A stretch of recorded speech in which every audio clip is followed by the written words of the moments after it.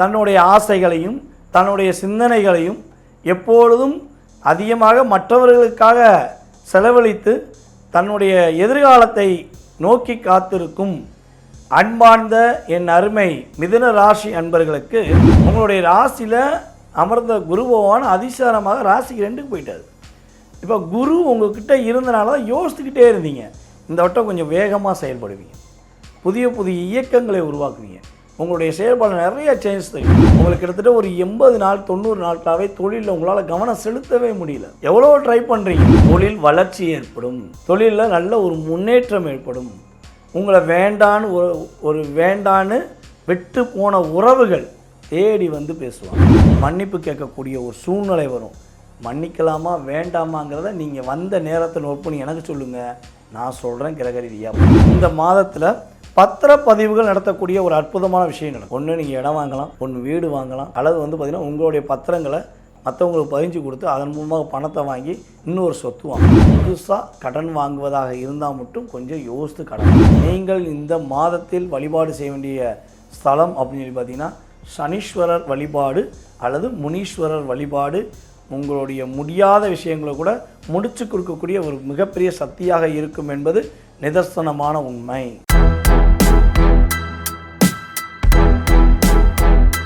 உலகெங்கும் இருக்கும் என் அருமை பக்தி இன்ஃபோ நேர்கள் அனைவருக்கும் எனது இனிய வணக்கம். நான் உங்கள் டிஜே சுந்தரபாண்டி, சிவகாசியிலிருந்து. நேர்களே, தற்போது நம்ம பார்க்க போகிற விஷயம் என்னென்னா, இந்த 2025ஆம் ஆண்டு கார்த்திகை மாத பலன்களை பற்றி பார்க்க போகிறோம். கார்த்திகை என்றாலே தீப ஒளிகள் பிரகாசமாக அனைத்து வீடுகளிலும் ஒலிக்கக்கூடிய ஒரு அற்புதமான மாதம்.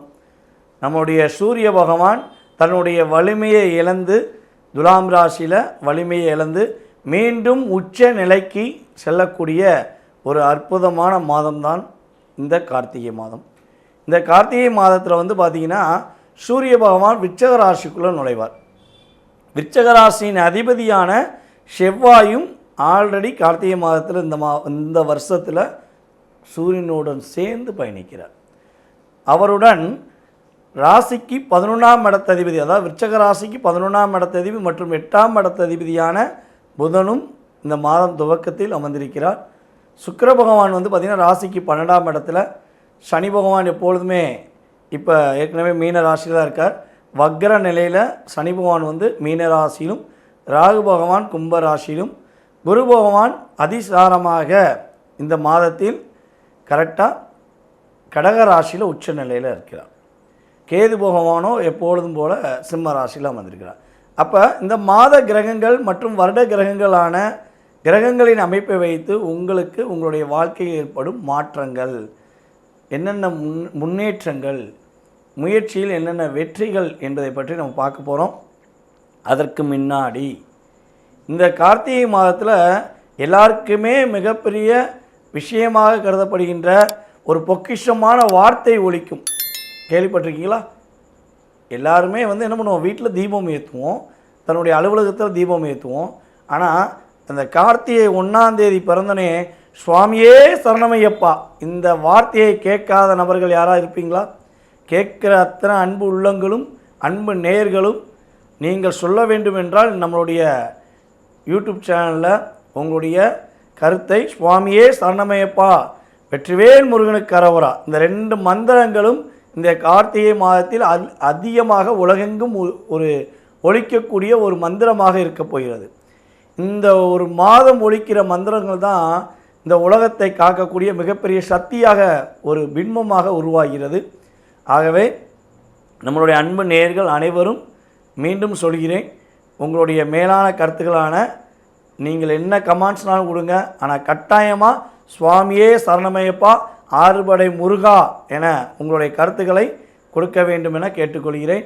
வாங்க உங்களுடைய ராசிக்கான பலனுக்குள்ளே போவோம். தன்னுடைய ஆசைகளையும் தன்னுடைய சிந்தனைகளையும் எப்பொழுதும் அதிகமாக மற்றவர்களுக்காக செலவழித்து தன்னுடைய எதிர்காலத்தை நோக்கி காத்திருக்கும் அன்பார்ந்த என் அருமை மிதுன ராசி அன்பர்களுக்கு இந்த மாதம் மாற்றங்களையும் ஏற்றங்களையும் கொடுக்கக்கூடிய அற்புதமான மாதம். என்னங்க சொல்கிறீங்க, போன மாதம் சொன்னீங்க கொஞ்சம் பரவாயில்ல, இதோட ரொம்ப டாப்புன்னு சொல்கிறீங்களே, ரியலாக இருக்க போதா அப்படின்னா கண்டிப்பாக இருக்க போகுது. ஏன்னா இதை எப்படி எடுக்கிறோம்? கோச்சார கிரகங்கள் ரீதியாக எடுக்கிறோம். உங்களுடைய ராசியில் அமர்ந்த குரு பகவான் அதிசாரமாக ராசிக்கு 2க்கு போயிட்டார். இப்போ குரு உங்கள்கிட்ட இருந்தனால தான் யோசிச்சுக்கிட்டே இருந்தீங்க. இந்த வட்டம் கொஞ்சம் வேகமாக செயல்படுவீங்க, புதிய புதிய இயக்கங்களை உருவாக்குவீங்க, உங்களுடைய செயல்பாடு நிறைய சேஞ்ச் தெரியும். 10ஆம் இடத்துல சனி வக்கரம் அடைஞ்சு உட்காந்துறதுனால உங்களுக்கு கிட்டத்தட்ட ஒரு 80 நாள் 90 நாட்களாகவே தொழிலில் உங்களால் கவனம் செலுத்தவே முடியல. எவ்வளோ ட்ரை பண்ணுறீங்க, உங்களால் முடியும் முடியும் முடியும், நீங்களும் தன்னம்பிக்கை விட்டு கொடுக்காமல் முயற்சி எடுக்கிறீங்க, முடியாதுங்கிற சூழ்நிலை கேதுவோட அமைப்புலேருந்தும் சனி பகவானுடைய ஆதிக்கத்திலையும் உங்களால் முட்டுக்கட்டை இருந்துச்சு. ஸோ இந்த முட்டுக்கட்டையை உடைக்கக்கூடிய அளவுக்கு குருவோடைய பார்வை சனி பகவானை பார்க்காரு. அப்புறம் வக்ர சனி நிவர்த்தியாரார். உங்களுக்கு நல்ல மாற்றம் ஏற்பட போகுது, தொழில் வளர்ச்சி ஏற்படும், தொழிலில் நல்ல ஒரு முன்னேற்றம் ஏற்படும். உங்களை வேண்டான்னு விட்டு போன உறவுகள் தேடி வந்து பேசுவாங்க. என்னையா நான் என்ன தப்பு பண்ணேன், சட்டையை பிடிச்சி கேட்டிருப்பீங்க, என் கூடயே இருந்தியே, நான் உன் மேலே எவ்வளோ பாசம் வச்சுருந்தேன், உன் மேலே எவ்வளோ அன்பு வச்சுருந்தேன், உனக்காக என்னுடைய அத்தனை விதமான உறவுகளையும் தூக்கி போட்டு வந்தேனே, என்னை விட்டுட்டு போன சட்டையை பிடிச்சி கேட்டிருப்பீங்க.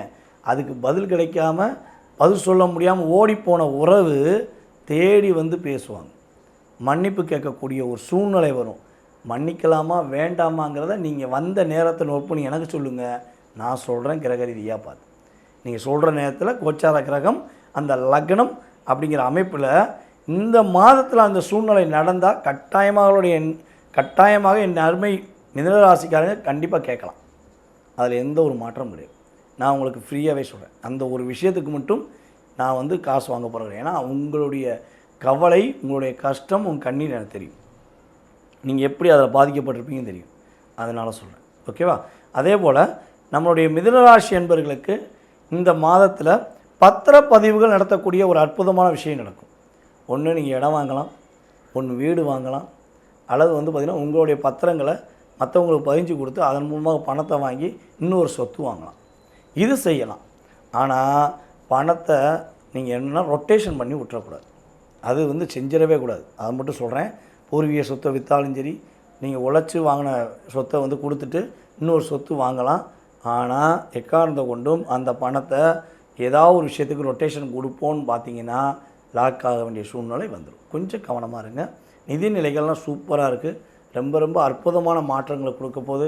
நீங்கள் செய்ய வேண்டிய ஒரே ஒரு கவனமான விஷயம்னா, புதுசாக கடன் வாங்குவதாக இருந்தால் மட்டும் கொஞ்சம் யோசித்து கடன் வாங்குங்க.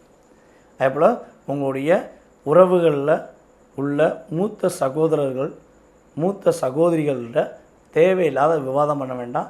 ஏன்னா உங்களுடைய ராசிக்கு 11ஆம் இடத்த அதிபதி உங்களுடைய ராசிக்கு 6ஆம் இடத்துல உட்காந்துருக்கனால தேவையில்லாத சின்ன விவாதங்கள் வரும். கொஞ்சம் அனுசரித்து போயிட்டீங்கன்னா பிரச்சனை கிடையாது. மாற்றங்களும் ஏற்றங்களும் உங்களுக்கு உறுதியாக உண்டு.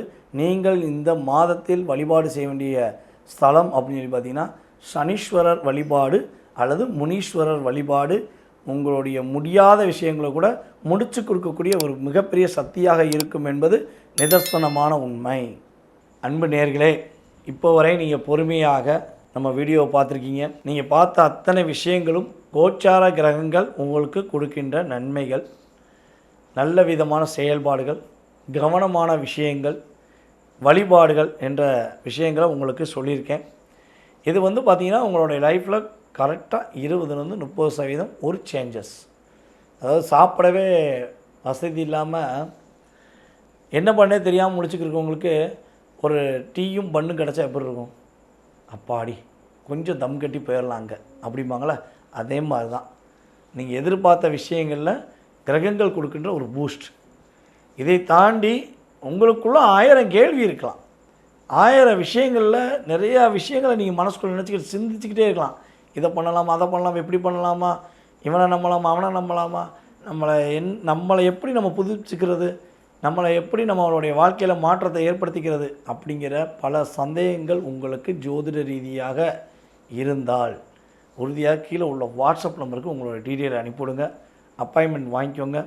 நம்மளுடைய அலுவலகத்தில் உள்ள பெண்கள் தான் ஃபோனை எடுப்பாங்க. அவங்கள்ட்ட அப்பாயின்மெண்ட் வாங்கிக்கோங்க. உங்களுக்கான அப்பாயின்மெண்ட் கொடுத்த பிறகு என்னுடைய நம்பர் உங்களுக்கு கிடைக்கும். கட்டாயமாக உங்களுக்கு ஜோதிட ரீதியான சந்தேகங்களுக்கும் உங்களுடைய எதிர்காலம் சம்பந்தப்பட்ட விஷயங்களுக்குரிய வழிபாடுகள் பரிகாரங்கள் மற்றும் மாற்றத்துக்குரிய விஷயங்களை தெளிவாக உங்களுக்கு கூற நான் காத்திருக்கிறேன். வாய்ப்பளித்த என்னுடைய அன்பு நேயர்கள் அனைவருக்கும் எனது மனதார நன்றியை கூறி விடைபெறுகிறேன். நன்றி, வணக்கம். நான் உங்கள் டிஜே சுந்தரபாண்டி, சிவகாசியிலிருந்து.